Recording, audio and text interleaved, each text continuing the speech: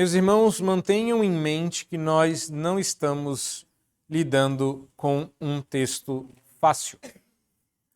Mantenham em mente que nós estamos nos aventurando a estudar coisas difíceis, porque nós ficamos levianos.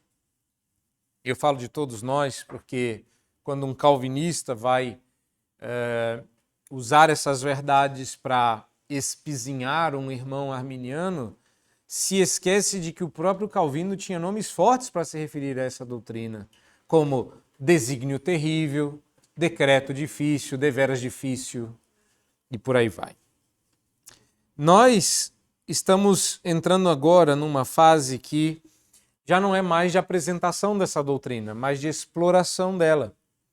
Nós vimos nos primeiros versos de Romanos 9 que Paulo tinha um profundo afeto pelos seus patrícios.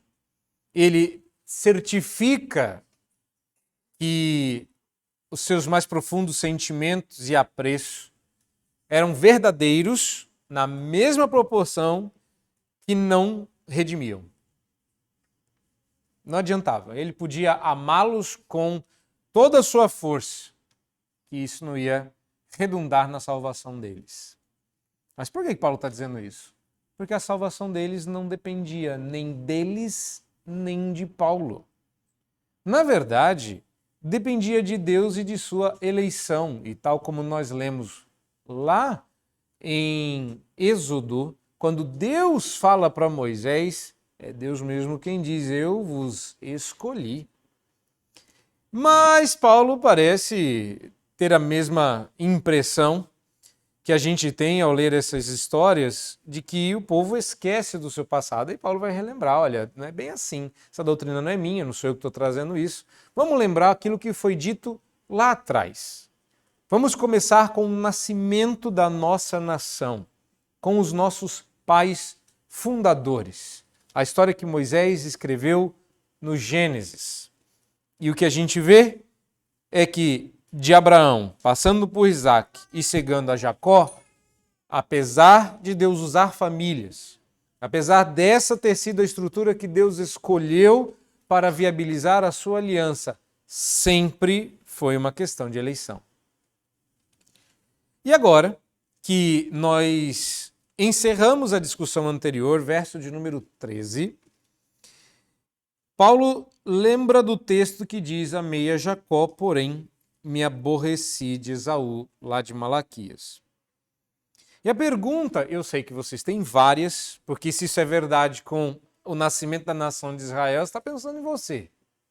Você acha que isso é só com eles? Não. Deus não abriu a porteira e disse, agora no Novo Testamento não tem mais eleição, é tudo por conta de vocês resolvem, quem quiser entrar, entra, eis que estou à porta e bato. Se você abrir, eu entro, se eu não abrir, eu fico aqui de fora, pedindo pelo amor de meu Pai para entrar. É pelo menos assim como o evangelho de hoje em dia vai sendo pregado para vocês.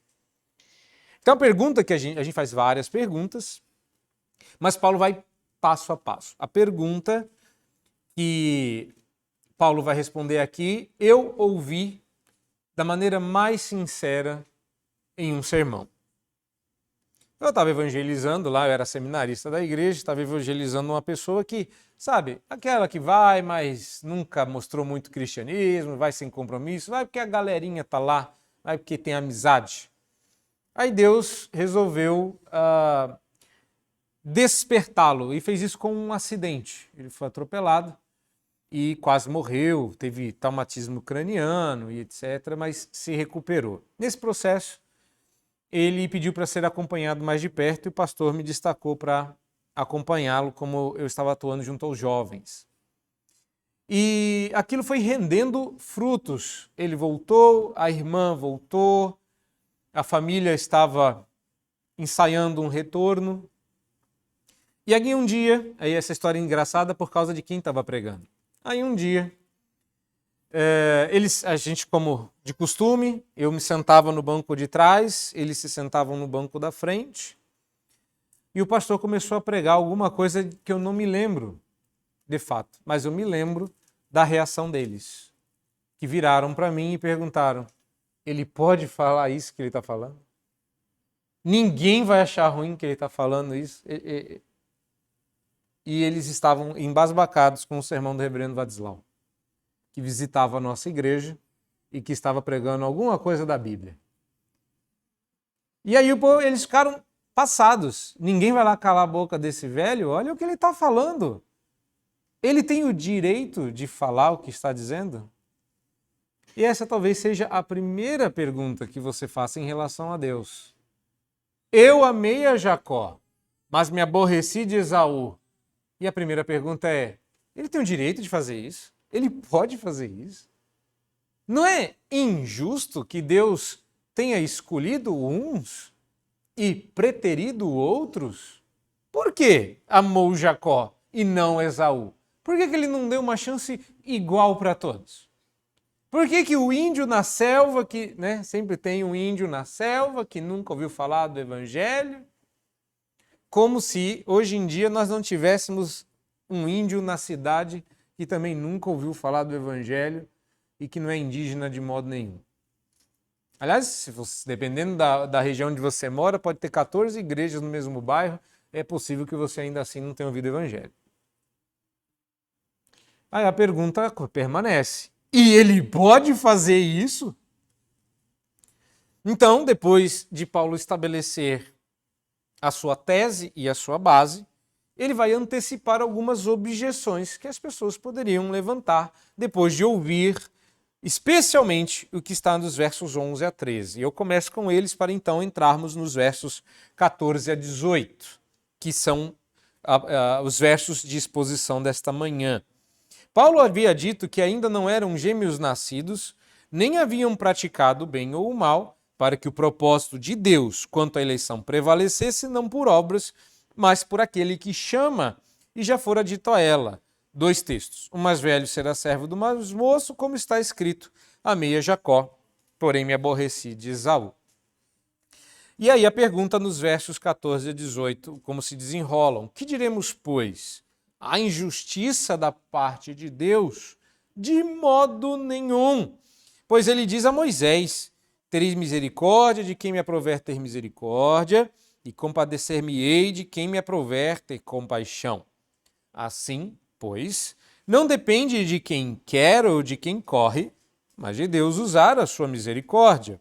Porque a Escritura diz a Faraó: para isto mesmo te levantei, para mostrar em ti o meu poder e para que o meu nome seja anunciado por toda a terra. Logo, ele tem misericórdia de quem quer e também endurece a quem lhe apraz.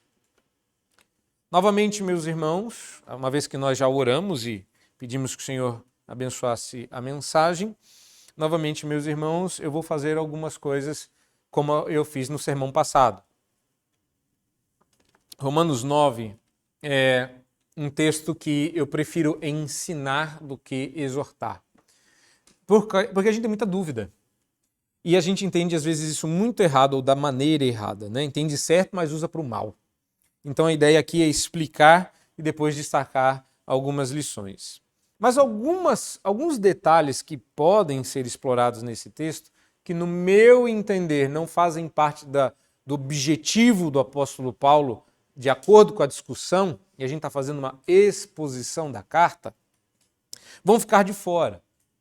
Como, por exemplo, a própria explicação do que significa o termo misericórdia, que Deus diz dispensar para quem Ele quiser. E a gente gastar aquele tempo falando que você não presta, porque Deus tem um gosto ruim e Ele gosta de porcaria, porque a palavra misericórdia significa ter o coração na miséria. Então, se Deus teve misericórdia por você, não é porque você mereceu, nem porque Ele anteveu que você se emanciparia dessa condição. Senão não era misericórdia. Entendeu? Então a gente não vai falar disso. Depois a gente também não vai falar de compaixão, de tudo aquilo que move o Senhor e do quanto a palavra é tenra e doce, voltada para nós que não merecemos, mas ainda assim Deus nos abraça e demonstra sua graça, seu amor e seu cuidado, que aqui estão resumidos na palavra compaixão. Infelizmente não vai dar para falar disso. Por quê? Eu estou citando os detalhes dos textos do Antigo Testamento que Moisés está citando aqui. Em outro lugar, lá no verso 17, quando Deus fala por intermédio de Moisés a Faraó, ele também diz que ele levantou para que o seu nome fosse anunciado em toda a terra. E daria também para a gente falar bastante sobre esse conceito do nome do Senhor que aparece em todos esses textos. Sempre está lá Deus dizendo, diz para ele que o eu sou te mandou. Mas qual é o seu nome? Eu sou o que sou. Então Deus revela um nome possível de ser dito, Yahvé, que a gente não sabe se essa era a pronúncia, porque eles não, depois de um tempo, os judeus não pronunciavam mais o nome sagrado, mas sim uma versão desse nome que, a depender das vogais utilizadas, podia soar como Jeová ou Yahvé. Mas, de qualquer forma, o nome do Senhor era um nome maior do que o nome de Faraó. E Faraó achava que ele era o máximo. Afinal de contas, uma criança que é educada, prestem atenção no detalhe, porque eu não vou me ater nesse ponto. Mas uma criança que é educada desde pequena, que ela é o representante de Deus na terra e que um dia ela vai ser o rei sobre a nação mais poderosa do Egito, se acha um semideus. A gente faz versões caseiras disso hoje em dia, mas também não é o ponto desse sermão. E Faraó achava que ele era grandes coisas, porque ele não só era um deus em si mesmo, como ele tinha um panteão respeitável de deuses, que foi um a um humilhado nas pragas que Deus foi mandando, até que ele mesmo, o rei sobre todo o Egito, o Deus encarnado, a representação do Deus Sol, o Faraó, teve o seu filho atingido. E ele teve que se dobrar porque o golpe foi duro demais. E quando Deus bate, não sei se vocês já tiveram experiência, Deus bate para derrubar o camarada. Então, nada disso, olha só, será o alvo do meu sermão. Mas por que eu estou dizendo isso? Porque isso tudo, embora esteja no texto, a mim não me parece ser o alvo do texto, não parece ser o objetivo do texto. O objetivo do texto, por outro lado, parece ser rebater as possíveis objeções, aqui no caso a possível objeção, quanto à eleição de Jacó e a rejeição de Esaú. E a pergunta que a gente faz é por que Deus fez isso? E essa vai ser respondida depois. E eu quero que vocês reparem também que a partir de agora, Paulo vai só ser apologético. Olha o verso 14 e compara com o verso 19 e depois compara com o verso 30. E você vai reparar que todos os parágrafos subsequentes ao argumento de que Deus amou a Jacó, porém se aborreceu de Esaú, começam com uma cláusula apologética. Ou seja, Paulo vai rebater objeções. Então, Paulo tem um objetivo: provar que aquilo que Deus fez, que está claro como cristal no verso 11, que ele escolheu antes que tivessem praticado bem ou mal, Deus tinha direito, Deus tinha o poder e nada disso depõe contra o seu caráter. Mas Paulo vai fazer isso por partes, nós também vamos. Então você deve manter em mente esse parágrafo anterior, ou pelo menos o finalzinho desse parágrafo anterior, em que Paulo diz que a razão para que Jacó fosse eleito e Esaú rejeitado não dependeu necessariamente do que eles fizeram, visto que a eleição ocorreu antes que eles tivessem nascido e tido oportunidade de praticar bem ou mal. Então, qualquer que tenha sido a razão para a eleição, ela está escondida em Deus. E isso é verdade para você também. Porque você não sabe porque o amor de Deus se revelou a você, como cantamos na semana passada, mas você dá graças a Deus porque foi salvo. Então, visto que as razões para minha, para a sua e para a eleição de Jacó e Esaú estão escondidas em Deus e nós não temos acesso a essas razões, a gente precisa do quê? Garantias.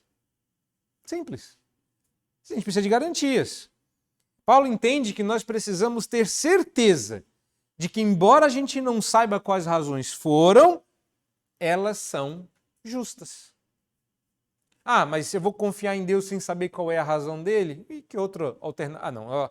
Que outra alternativa você tem? É a pergunta que Paulo responder neste capítulo mais para frente.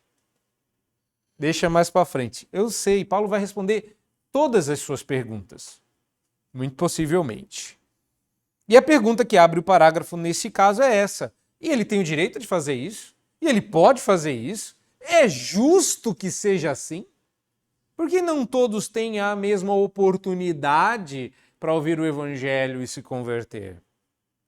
E a pergunta com respeito à justiça de Deus que precisa ser preservada indica simplesmente que, conforme Paulo vai começar no verso 14 a nos dizer, é que a primeira coisa que você repara aqui é que quando a gente pergunta isso, a pergunta está errada. A pergunta está mal formulada. Quando alguém vira para trás no culto, isso vai acontecer. Vocês todos aqui são tudo de casa, tudo crente, tudo irmão, tudo amigo, tudo conhecido, e eu conheço vocês. Mas um dia nós vamos ter uma igreja maiorzinha. E as pessoas vão entrar e vão querer conhecer e não sabem bem por que estão ali, e de repente vão me ouvir falando coisas que vocês já estão acostumados, motes que se tornaram hashtags conhecidas aqui, como você não dá conta. E aí a pessoa vai virar para trás e você vai estar atrás e ela vai dizer assim, ele enlouqueceu, ele pode falar isso e é justo. Isso quando não acontece da pessoa chegar aqui e dizer assim, quem contou para ele sobre a minha vida? E aí você vai ser a pessoa que vai responder. Então vocês estão aqui por causa disso também. Então a primeira coisa que a gente aprende, ainda que não seja as lições desse texto, porque eu vou mostrar para vocês a estrutura e depois as lições, porque esse texto é bem legal, e é importante vocês entenderem a estrutura, é que Paulo vai lançar a tese está no verso 14. É com ela que tudo começa. E Paulo começa dizendo que a pergunta está mal formulada, porque uma vez que se trata de salvar pecadores, Deus não se baseia em justiça, mas em misericórdia. Reparou? Que diremos, pois? Há injustiça da parte de Deus? E Paulo vai usar uma expressão forte. Alguns dizem que é a mais forte expressão de negativa do grego. De jeito nenhum, de modo nenhum, se você preferir, de jeito maneira. Nem pensar. É isso que Paulo está dizendo. Está completamente fora. Mas quando você lê o texto, Paulo não fala de justiça, mostrando para você que a pergunta, ele é justo, está errada, porque quando se trata de salvar pecadores, se você levantar a justiça, você vai para o inferno. Simples. Esse é o argumento do apóstolo Paulo. E Deus é justo? Ah, você quer justiça? Então, você vai para o inferno. Charles Sproul, acho que é Radon, né? Alguma coisa do tipo, R.C. Sproul, ele conta a história de que ele deu uma prova e ele foi sendo bonzinho ao longo do tempo, dando um ponto ali, desconsiderando uma coisa ali, até que em determinado momento ele dividiu os grupos, eu não me lembro da história completamente, tentei achar essa história e não achei, em que ele dá um prazo para as pessoas entregarem o trabalho e todos entregaram depois do prazo, a grande maioria entregou depois do prazo. E alguns alunos reclamaram das notas dos atrasados, dizendo que ele não havia sido justo. E aí ele falou, então tá bom, então eu vou ser justo. E reviu todas as provas e reprovou todos. Aí todo mundo falou assim, mas não dá, mas já pediu para ser justo, ele foi. E agora? O que a gente reclama? Aí sabe o que eles falaram? Pastor, tem misericórdia. Quando se trata de salvar pecadores, você não quer ouvir sobre justiça. E é por isso que Paulo diz, a pergunta está errada. Pois a salvação do ser humano não depende do desejo ou do esforço humano. Ou seja, de qualquer coisa que nós queiramos ou pela qual batalhemos, o que é uma obra. Meus queridos, se Deus anteveu a nossa aceitação ao Evangelho, a base sobre a qual a nossa salvação repousa é o poder da nossa escolha. Entenderam? Se Deus previu que você ia dizer sim à oferta do Evangelho, então a base é você.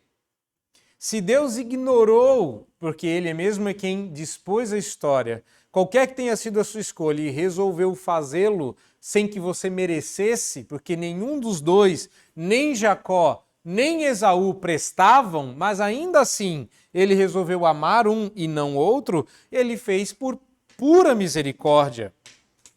Deus não se baseia em misericórdia, em justiça, mas em sua misericórdia. Então Paulo advoga a justiça de Deus, proclamando a sua misericórdia. Olha só que interessante.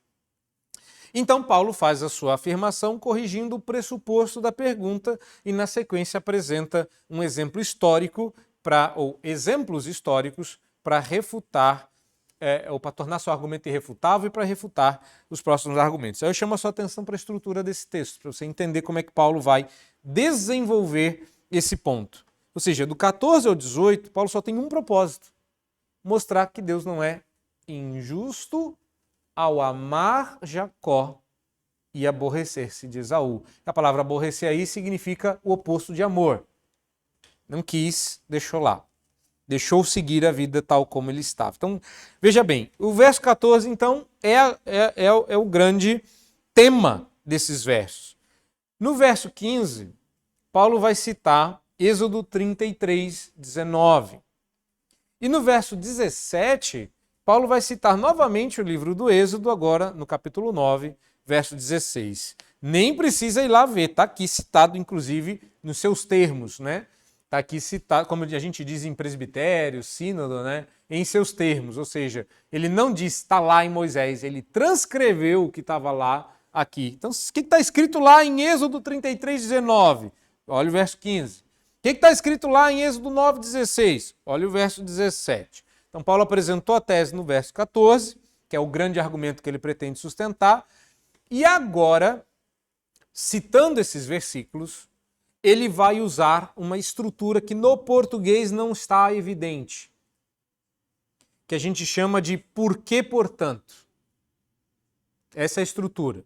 Ele vai dar dois argumentos, e cada um deles começa com um porquê e um portanto. Depois ele repete novamente um porquê e um portanto. Na nossa língua, está aí o verso 15 com um pois. E no verso 17, um porquê. A palavra é a mesma no original. No verso 16, você precisa olhar. 16, 14, 21, 32, são números. Se você não olhar para o texto, ele não vai entender. No verso 16, ele usa a expressão assim, pois, e no verso 18, logo, que em outras línguas, eu prefiro essa tradução, seria melhor dizer portanto. Por que isso? Portanto aquilo. Por que isso? Portanto aquilo. É um silogismo, é uma estrutura de lógica. Você tem alguma coisa que fundamenta e dela decorre uma implicação. Paulo vai fazer isso em dois momentos. Curiosamente, Paulo faz isso dando uma base bíblica e depois uma implicação desse texto. Ok. É basicamente isso que está aqui nesse texto. O que a gente precisa examinar agora? Quais são os argumentos? Verso 15. Por que Deus não é injusto? Porque ele disse a Moisés que ele tinha o direito e a liberdade de salvar quem ele queria. Essa é a razão. Paulo está dizendo que Deus adiantou Moisés quando Moisés pediu para ver a sua glória. Aproveitando que estamos só nós aqui, ninguém nunca vai ficar sabendo. Só mostra para mim a glória, eu vejo, fico quieto. Tá certo que eu vou voltar igual um pirulito gigante, brilhando, uma lâmpada, mas, né, para aproveitar essa oportunidade, já que eu sou brother do Criador, aproveitar essa chance. Deus falou assim, acho que você não entendeu, Moisés, né? Não é bem assim, não. Se eu te atender o pedido, você desintegra. De novo, daria para fazer uma liçãozinha de você não sabe pedir direito, tudo que você pede pode voltar contra você, etc. Mas eu acho que isso não é o ponto. O ponto é quando Deus insere essa frase nesse contexto e diz: eu tenho misericórdia que eu quero. Ou seja, eu não vou deixar você ver minha glória porque você não dá conta. Mas o texto que nós lemos é Deus concordando com Moisés e dizendo: tá bom, eu vou fazer o que você me pediu. Repararam no texto? Volta lá para Êxodo 33. Porque é tudo uma questão de detalhes. Disse o Senhor a Moisés, verso 17: farei também isto que disseste, porque achou graça aos meus olhos. Ou seja, Deus estava às vésperas de matar o povo. Deus ia desistir do plano, começar uma nova nação a partir de Moisés. Ah, Moisés, eu gostei de você, você é fiel, esse povo aí não presta. Aí ele falou: não, faz isso não, Senhor. Seu nome, lembra? O nome. O Senhor empenhou o nome. O que o povo vai falar aí do Senhor? Melhor manter a promessa. Se precisar, até me leva. Ele falou: não, eu vou fazer conforme você falou. Aí Moisés abusa. Ah, é? O Senhor vai fazer igual eu falei? Eu vou falar outra coisa. Mostra minha glória. Aí ele falou: abusado. Você não entendeu. Eu vou fazer conforme você pediu, porque o que você falou estava de acordo com os meus planos, porque eu tenho misericórdia de quem eu quiser. E eu te enfio dentro de um buraco, porque no máximo, se eu deixar você ver as minhas costas, você já não aguenta de tanta luz. Esse é o contexto. Você percebe como quando Paulo menciona isso, o judeu que está lendo conhece o contexto. Porque ele foi educado a decorar esse Pentateuco. Ele sabe de cor. Quando Deus fala isso para Moisés, ele não está lindamente dizendo: vou salvar o povo. Ele está puxando a orelha de Moisés e dizendo: você é um abusado, rapaz. Não sou eu que concordei com você. É você que concordou comigo. Eu não faço tudo o que você quer. Eu tenho misericórdia de quem eu quero. Tenho compaixão de quem eu quero. Quem decide aqui sou eu. Ah, eu sou bom. Eu tenho compaixão. Eu não vou deixar você ver meu rosto, porque isso te mataria. Você não sabe o que você está pedindo. Mas está aí. Vou deixar você ver minhas costas. Para você entender com quem você está lidando.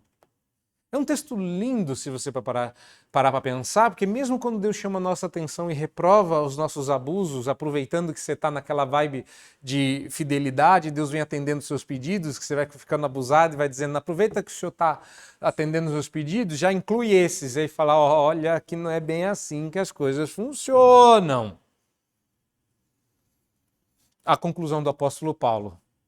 Por que Deus disse isso a Moisés? Portanto, não depende de quem quer ou de quem corre, mas de Deus usar a sua misericórdia. Esse é o ponto. Então isso não é de baixo para cima, é de cima para baixo. Não é a gente que convence Deus. Não é a gente que sobe na árvore para chamar a Deus. Não é a gente que sobe no monte para chamar a atenção de Deus. Não é a gente que desperta Deus. Não é a gente que convida Deus. Não é a gente que invoca Deus. Toda vez que a gente faz qualquer uma dessas coisas, é em resposta. Próximo argumento, que aí vão vir as lições na sequência. Por que a Escritura diz a Faraó? Então Paulo vai pegar dois exemplos. E por que Paulo pega dois exemplos? Quem é que, olhando para esse texto, mata a charada? É um pouco óbvio. É porque ele amou a Jacó e se aborreceu de Esaú. Paulo vai usar, inspirado por Deus, um exemplo em que Deus diz a mesma coisa para o eleito e tem o mesmo conteúdo para o não eleito, para o réprobo. Ou seja, o equivalente a Jacó aqui é Moisés, o eleito, que Deus, inclusive, concorda. E do outro lado você tem Faraó, a versão piorada de Esaú. E aí, o que Deus disse a Esaú? Será que ele disse, ou a Faraó? Será que ele disse coisa diferente do que disse ao seu povo eleito? E aí Paulo vai dizer por que Deus não é justo. Porque Deus disse a Faraó o seguinte: por isso mesmo te levantei, para mostrar em ti o meu poder e para que meu nome seja anunciado em toda a terra. Então, novamente, está lá Faraó resistindo a Deus, resistindo diante das pragas, e Moisés vai dizer assim: você sabe por que você está endurecendo? Você sabe que quanto mais você bate, pior fica? Você sabe por que não interessa o quanto eu falo, você fica mais duro, mais insensível? E Faraó disse: porque eu sou o Faraó, porque eu faço o que eu quero? Na verdade, não. Na verdade, é porque Deus vai usar você como um exemplo da glória dele. Porque você vai ser um mostrador. É através de você e da sua dureza que Deus vai humilhar o Egito.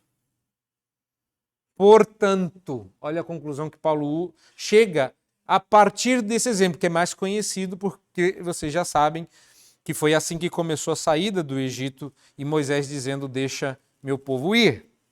Verso 18. Portanto, portanto é a mesma conclusão. Ele tem misericórdia de quem ele quer e também endurece a quem lhe apraz. Deus faz conforme quer e até a dureza de Faraó fazia parte dos planos e da vontade eterna do Senhor. Porque são dois argumentos, eu tenho duas lições. A primeira lição que eu vejo aqui é que Deus é completamente justo na eleição porque ele é completamente livre na escolha. Por que Deus é justo? Porque ele não depende de nada externo a ele. Ele não é influenciado. Eu tenho dito isso a vocês, que é uma outra coisa que se alguém ouve a gente vai perguntar se eu posso dizer isso, é: sua oração não é impressionante, sua piedade não é impressionante. Se você está contando com o fato de que alguma hora tu vai impressionar Deus, tira seu cavalinho da chuva. Você não vai. Paulo diz que a misericórdia é o ponto, não a justiça, porque ninguém merece ser salvo. Ninguém. Ah, mas a pessoa lá não teve a chance. Ninguém merece ser salvo. Se Deus endurece alguns, ele não está sendo justo, porque é isso que o pecado merece. Ah, Faraó endureceu, sim, sim, assim, mas a gente canta. Foi Deus que fez isso, então Faraó não tem culpa. O quê? Faraó tem toda a culpa, porque ele faz o que ele quer como Deus, a gente vai ver na próxima sessão. Mas é porque o pecado merece que Deus te endureça. O que você merece é ser Faraó, é ser Esaú. Entende? Agora você muda completamente a perspectiva, né? Ele se compadece de outros, e isso não é injustiça, porque o que move Deus em direção ao pecador não é o seu futuro sim, não é o seu futuro, a sua futura aceitação, mas a misericórdia que há no Senhor. E os motivos pelos quais essa misericórdia é despertada, a Bíblia não diz. Pronto. É isso. Se há algo de surpreendente nisso tudo, não é que uns sejam salvos e outros não, mas sim que pelo menos alguém se salve. Eu acho que você não entendeu isso. E eu vi de novo o Sproul falando sobre isso. Recentemente ele faleceu e aí o pessoal começou a relembrar alguns sermões dele e em um determinado momento ele chama a atenção nesse ponto e ele perde a compostura. Ele perde a compostura, ele fica bravo. Ele pega o microfone, fala alguma coisa, o pessoal dá uma risada e ele fala: vocês não entenderam, vocês estão brincando com coisa séria. No minuto em que a gente pecou, Deus poderia ter jogado todo mundo no inferno e não ter salvado nenhum. Isso seria justiça. Então o que é espantoso Não é que, Deus elegeu uns e não elegeu outros. Injustiça. Não, é incrível que alguém vá para o céu. Porque ele teria todo o direito de encerrar-nos a todos debaixo do seu juízo, porque nenhum de nós merece coisa alguma a não ser a sua justiça, seu inferno. A graça, a bondade, a misericórdia de Deus precisam estar completamente independentes de qualquer influência externa para que a glória seja toda dele. Há uma completa liberdade de causas externas para que a misericórdia de Deus entre em ação. E isso glorifica porque ninguém pode dizer foi a minha fé, foi o tamanho da minha fé, foi a minha escolha, foi a minha beleza ou a minha feiura, porque também tem o povo que apela, né? Eu sou feinho, pelo menos ir para o céu. Não, nada em você despertou em Deus a sua compaixão. Deus foi completamente livre nessa escolha para que a glória fosse toda dele. Ainda que isso não nos permita concluir que o correr e o querer, mencionados aqui no verso 16, nos conduza à conclusão de que isso não leve a nada. Ou seja, o indivíduo quer e o indivíduo corre e isso não conduz a lugar nenhum. Pelo contrário, até isso depende do poder de Deus. Quando você quer e quando você corre, você faz porque Deus te despertou para isso. Você faz porque Deus é quem opera o querer e o realizar.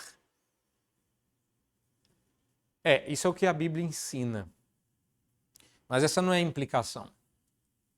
Porque você aprendeu isso hoje e estaria bom para muita gente. Mas quando a gente pensa no que isso tem a ver com vocês aqui, no que eu posso dizer para vocês aqui, olhem para si mesmos e olhem ao redor. Às vezes você se acha pior ou melhor do que de quem os seus olhos alcançam. Olhe ao redor. Olhe para você. Deus, quando escolheu você, não fez porque um dia você estaria aqui. Não fez porque você estava sofrendo. Ele não te escolheu porque você tinha dor. Ele não te escolheu porque você estava só. Ele não te escolheu porque você era desprezado ou desprezível. Ele não te rejeitou por causa disso também. Mas vocês são os eleitos, que vocês estão aqui. Então, até onde eu saiba, acho que todo mundo aqui é eleito. Aí eu não sei, né? Só quem sabe é Deus. Olha, pensa nisso. Porque se Deus não usou nada em você como motivo da sua eleição, por que você acha que algo em você vai fazer Deus te rejeitar?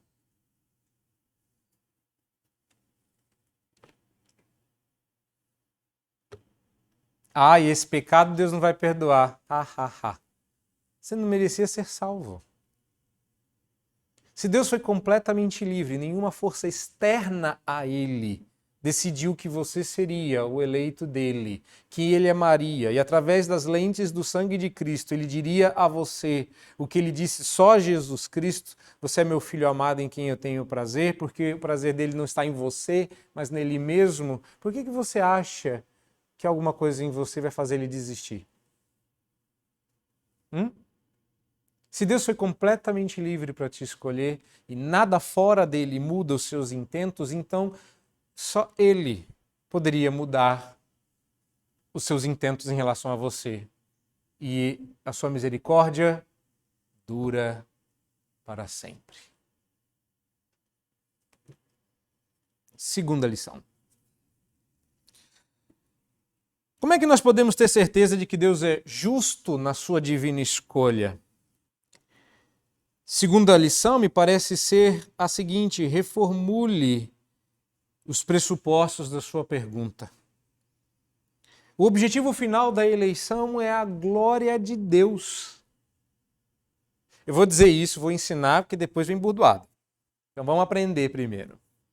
O objetivo final da eleição é a glória de Deus. Ou seja, indica simplesmente que quando a gente se pergunta se Deus foi justo ou injusto nesse processo, de que nós estamos raciocinando como pecadores e não da perspectiva divina, como dizia o professor do meu professor, pensando os pensamentos de Deus depois dele. Você está pensando os seus pensamentos segundo você. E isso está errado. Reformule os seus argumentos. Deus não se baseia em justiça, mas em misericórdia. A salvação não depende do desejo humano, do esforço humano, da vontade humana, mas de Deus manifestar a sua misericórdia, e isso livremente. Quando Deus apresenta seu nome a Moisés após o pedido para que ele veja a sua glória, ele o faz num contexto significativo. Volta lá de novo. Volta lá para Êxodo. Veja que quando ele pede, Senhor, mostra-me a tua glória, Deus não diz assim, eu vou mostrar a minha glória. Ele diz assim, farei passar diante de ti a minha bondade. Reformule os seus pressupostos. Porque quando você pergunta se Deus é justo, você está crendo que Deus é mau. Deus não é mau. Mau é você, que Deus amou. Você olha para Deus com os seus olhos, quando você julga Ele conforme o seu caráter. E tudo isso é um reflexo de Deus, porque Deus também te julga conforme o caráter dele. E Ele é bom. Eu vou usar a passagem do filme que é mais conhecida, mas se você já leu Crônicas de Nárnia, também vai se lembrar dessa. Aslan, o leão, conforme Lewis descreve em Crônicas de Nárnia, devia ser realmente uma figura estonteante. Um leão maior do que o normal, grande, poderoso, majestoso. Quem assistiu o filme, pelo menos, que eles fizeram da batalha muito mais do que uma página e meia, deve ter, como eu, ficado arrepiado da cabeça aos pés quando Aslan aparece e ruge e a batalha toda muda de clima. O clima muda, você percebe que a batalha está correndo basicamente do mesmo jeito, mas agora deu medo. Quando Aslan aparece em cena, tudo muda. Aslan tinha essa capacidade. Aslan é um bicho magnífico, forte, poderoso, que realmente decide a batalha. No final, depois de tudo isso, o que a gente pensa? Eu penso igual o Pedro. Vamos aproveitar que Aslan está aqui, vamos fazer uma tenda para mim, outra para você, vamos ficar aqui fazendo churrasquinho. E Aslan vai embora. E por um momento, um dos três se pergunta se não dá para fazer Aslan mudar de ideia e ficar. E Mr. Tumnus, pelo menos no filme, diz o seguinte: não, ninguém contém Aslan. Ele é um leão e, como tal, ele é um animal selvagem. E a pergunta que vem na sequência é: e que segurança a gente tem que Aslan não vai se voltar contra nós? E a resposta dele é: ele é bom. Ele é bom. Ele é bom. Ele é bom. Quando a gente olha para um Deus que pode fazer o que quiser, absolutamente o que quiser, ninguém pode, diz Isaías, perguntar: que fazes? Que segurança a gente tem de que esse Deus não vai se voltar contra nós, os eleitos? E a resposta continua sendo a mesma. Porque ele é bom.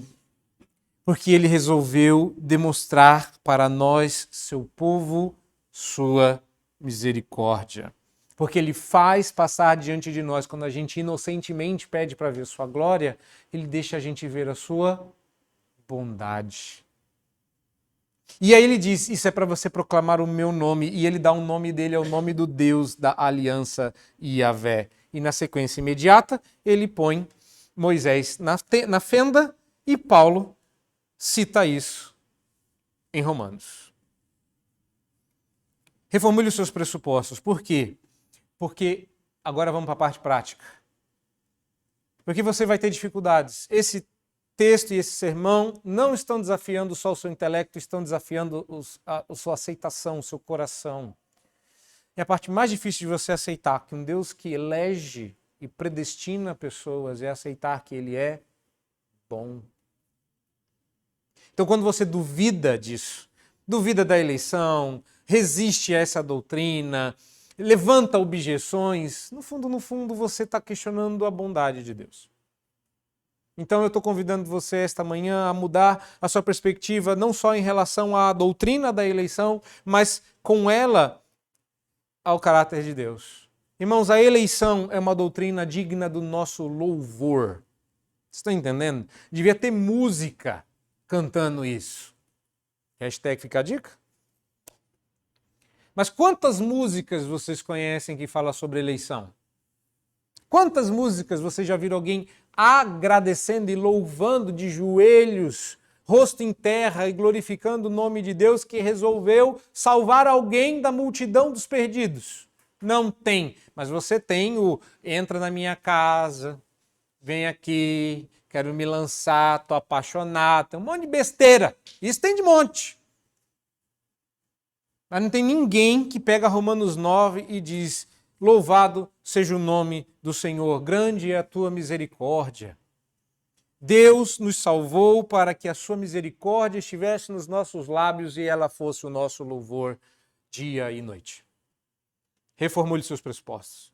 Talvez você esteja julgando Deus como mau, quando a salvação, a mera salvação, a existência da salvação, ela demonstra que Deus é bom.